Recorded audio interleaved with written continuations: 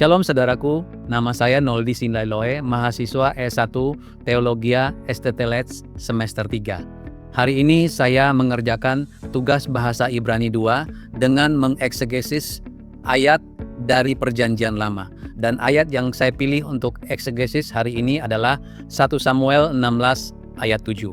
Demikian kata firman Tuhan. Tetapi Tuhan berfirman kepada Samuel, janganlah pandang parasnya atau perawakannya yang tinggi, sebab aku telah menolaknya. Bukan yang dilihat manusia yang dilihat Allah. Manusia melihat apa yang di depan mata, tetapi Tuhan melihat hati. Nah, Bapak Ibu Saudaraku, dalam ayat ini ada beberapa kata kunci yang kita perlu lihat bersama, yaitu kata kunci pertama di dalam ayat ini adalah jangan pandang. Dalam bahasa Ibrani, transliterasi bahasa Ibraninya adalah al-tabet, yang makna katanya adalah jangan menilai, jangan fokus, jangan memandang secara lahiriah. Makna kata kunci berikutnya yaitu tampak luar, penampilan, dan transliterasi bahasa Ibraninya adalah marehu, dengan makna kata paras atau penampilan. Kata kunci berikutnya dalam ayat ini adalah tinggi, fisik, figur luar. Transliterasi bahasa Ibraninya adalah kefoah, koma, dan makna katanya adalah perawakan. Berikut adalah kata kunci berikut adalah melihat secara dangkal apa yang terlihat oleh mata, dan transliterasi dalam bahasa Ibrani ini adalah roeh, dan makna katanya adalah melihat manusia. Kata kunci berikutnya adalah yang di depan mata, dan transliterasi bahasa Ibrani adalah lai nahim, yang arti katanya adalah yang kelihatan secara fisik. Kata kunci berikutnya adalah melihat hati, dan transliterasi bahasa Ibrani adalah roeh la lefaf. Makna katanya adalah melihat sampai ke hati, melihat karakter batin. Kemudian kata kunci terakhir di dalam ayat ini adalah hati. Transliterasi bahasa Ibrani adalah lefaf. Dan makna kata dari lefaf adalah pusat kepribadian seseorang, motivasi, kemauan, integritas, karakter moral. Nah, kita mau lihat konteks naratif dari ayat ini. Samuel diutus mengurapi raja baru karena Saul telah ditolak oleh Allah. Ketika melihat Elihab, anak sulung Isai, Samuel terpesona oleh penampilannya. Godaan Samuel mencerminkan cara manusia menilai secara lahiriah. Tuhan langsung meluruskan asumsi itu dengan prinsip penting, kriteria Allah berbeda dari kriteria manusia. Analisis teks eksegesis setiap frasa kunci dari ayat ini adalah jangan pandang parasnya. Kata tabet artinya memandang dengan penilaian.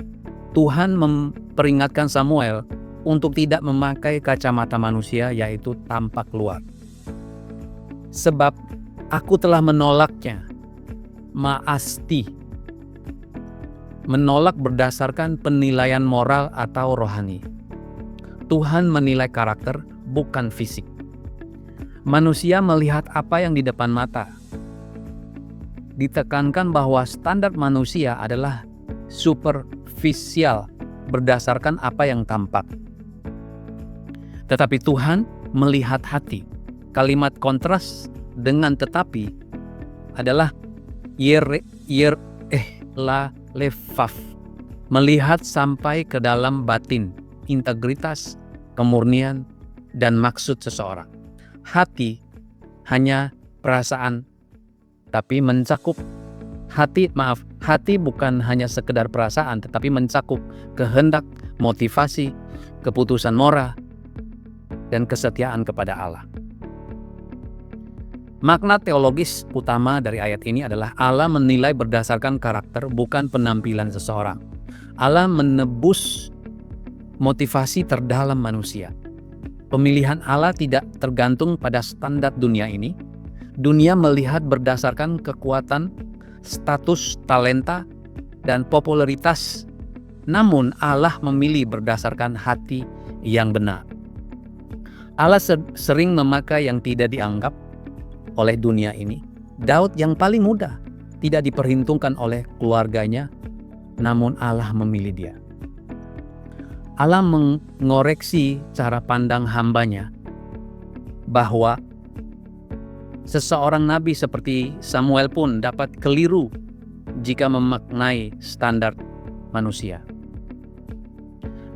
Aplikasinya bagi kehidupan saya adalah, saya belajar dari ayat ini adalah jangan menilai orang dari penampilan luarnya. Kadang kita mudah terpengaruh status ataupun gaya, kemampuan berbicara seseorang, atau kedudukannya. Tuhan memanggil kita untuk melihat karakter, ketulusan seseorang, dan integritas hati seseorang, bukan sekedar penampilan luarnya. Dan hal yang kedua, yang saya belajar, yang bisa diaplikasikan dalam kehidupan saya adalah bangun hati yang berkenan kepada Allah.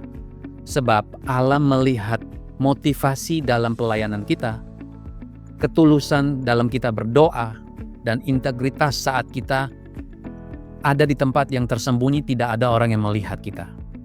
Dan saya juga belajar adalah kesetiaan dalam hal melakukan hal-hal yang kecil.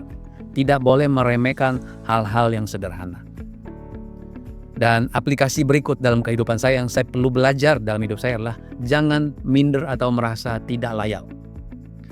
Daud pun pilihan manusia, Daud bukan pilihan manusia, tetapi Daud adalah pilihan Allah. Tuhan memakai mereka yang rendah hati dan bersedia untuk taat. Dalam pemilihan pemimpin, saya mau belajar untuk menggunakan kriteria Allah, bukan kriteria yang dilihat oleh manusia. Saya mau berfokus kepada karakter, kesetiaan, kerendahan hati, dan integritas, bukan karisma ataupun popularitas.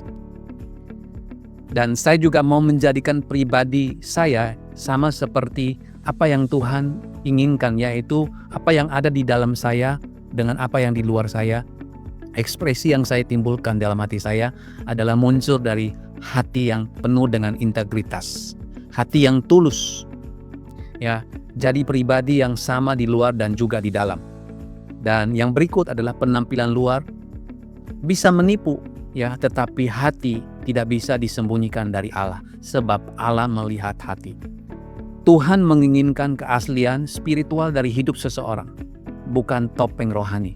Itu sebabnya saya belajar dari ayat ini untuk hidup apa adanya dan juga berani tampil apa adanya, karena Tuhan melihat hati. Jangan minder karena Tuhan melihat ke dalam hati. Saya berdoa supaya eksegesis dari ayat ini boleh membangun dan menguatkan setiap kita melihat identitas diri kita yang sesungguhnya di dalam Tuhan Yesus Kristus. Tuhan Yesus memberkati kita semua.